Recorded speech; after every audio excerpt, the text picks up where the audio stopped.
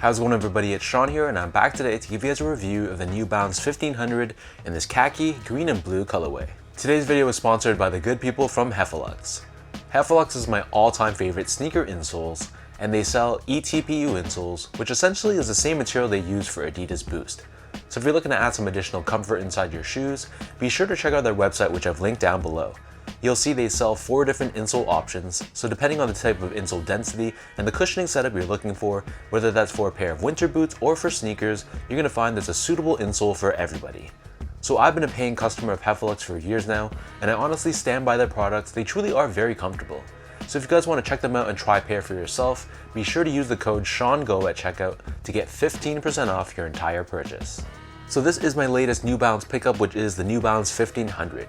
The style code for this shoe is M1500UPG, the colorway is khaki, green, and blue, and these retailed for a price of $210 US, which is the equivalent to roughly 270 Canadian. So this pair, just like most of the other 1500s, is made in England in their factory in Flimby. And this is just one of those colorways that you don't expect to really like, but for some reason, the combination of all these colors really works. So diving straight into the details, the base layer of the shoe on the toe box, this is constructed out of this khaki colored mesh. We have this hit of this reflective silver 3M right below this, and then surrounding the outer edge of the toe box, we have this very buttery green colored suede. This suede runs down the bottom of the length of the shoe, and right above this on the U-throw area, we have this navy blue colored nubuck. Overlaid on top on the mid panel, we have this lighter blue shade of suede, and stitched on top of this we have the New Balance end logo done in this reflective silver 3M finish. Moving downwards, we have another panel of this green suede which wraps around the bottom of the heel, and embroidered on the lateral side, we have 1500 done in this golden yellow colored finish. Surrounding the top portion of the ankle collar area, this is constructed out of this khaki colored leather. We have another hit of this reflective material right below this, and embroidered at the top of the heel, we have the New Balance logo done in this orange color. Turning our attention back to the front, so these come with 3 different pairs of laces. So my favorite pair were these flat style khaki or sand colored laces. They also give you a secondary pair of white colored laces and a third pair in blue. But I've seen online some people have thrown on a yellow colored lace, and I think that really adds a ton of pop and color to this shoe, so I'm probably going to do that myself. Underneath this, the bottom half of the tongue is constructed out of this khaki colored mesh, and we have this leather overlay on the top, and embroidered in the center, we have New Balance done in this navy blue colored finish, and Made in England done in this yellow color. The inner liner of the shoe is lined in this navy blue color textile, and then as for the insoles, these come with their standard foam lined insole. It's done in this white colored finish, and we have New Balance running branding stamped on the heel. So the upper of the 1500 sits atop this foam midsole, which is left predominantly in white. We have this combination of gray and navy blue hits on the forefoot and the heel, along with New Balance branding on the lateral side. And incorporated within the midsole, we also have New Balance's NCAP proprietary technology. So NCAP is a combination of a soft EVA core surrounded by a stiffer polyurethane rim, so this gives you a good balance between softness in the middle and support and stiffness on the outer edges. Turning the shoe over to the bottom, so here we have our classic 1500 outsole. So this is constructed out of a black and gray colored rubber. We have this hit of navy blue in the center with New Balance and 1500 branding. So that breaks down the look and the construction of these 1500s. And for those wondering about sizing, to me, the 1500 is a model that fits me true to size.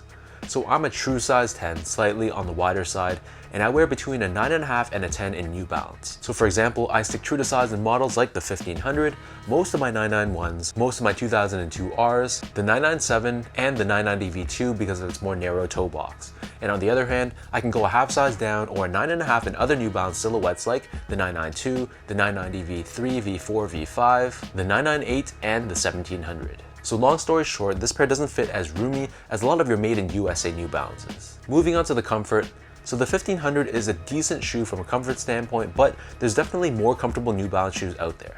I feel like the midsole is pretty thin, especially on the forefoot area, so because of that, you'll have a ton of ground feel, and because of the end cap on the heel, it feels very sturdy and supportive. But if you're expecting a shoe that has a ton of plushness and softness underfoot, then the 1500 might not be your best choice. But for me, I like my shoes to have a bit more support as opposed to being overly soft and mushy, so I personally can wear this shoe for many hours in a day without feeling any pain or fatigue. Last but not least, in terms of the overall quality and the craftsmanship, this being a made in England pair, I'd say that it lived up to its reputation. So the suede, I thought the quality was really nice, had a very nice buttery feel to it, and the leathers used also felt pretty good too. And similarly, from an overall build and craftsmanship standpoint, aside from some loose threads I had to chop off myself, I didn't see any glue stains, any misaligned panels or anything like that, so the overall build was pretty good.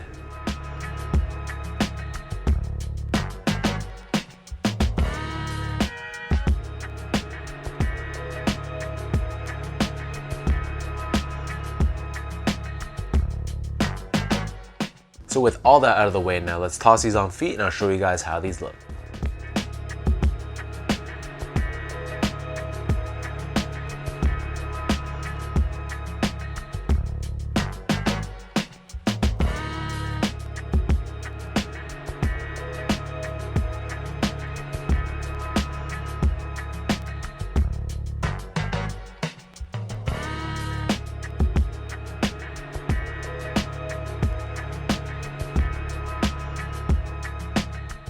This is another one of those general release New Balance shoes that just absolutely caught my eye.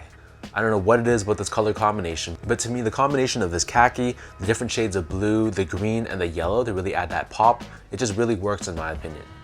So I'm definitely going to toss on some yellow laces just to take it to that next level, but I think this is a very solid general release New Balance shoe. So let me know in the comment section down below what you guys think about this New Balance 1500.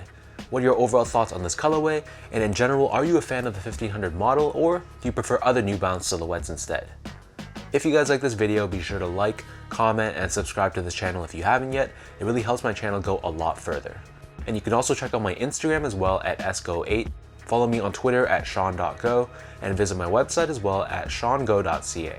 So until next time, thank you guys so much for watching. Hopefully you guys enjoyed this review and hopefully it helped you in some way, and I'll catch you guys all in my next video.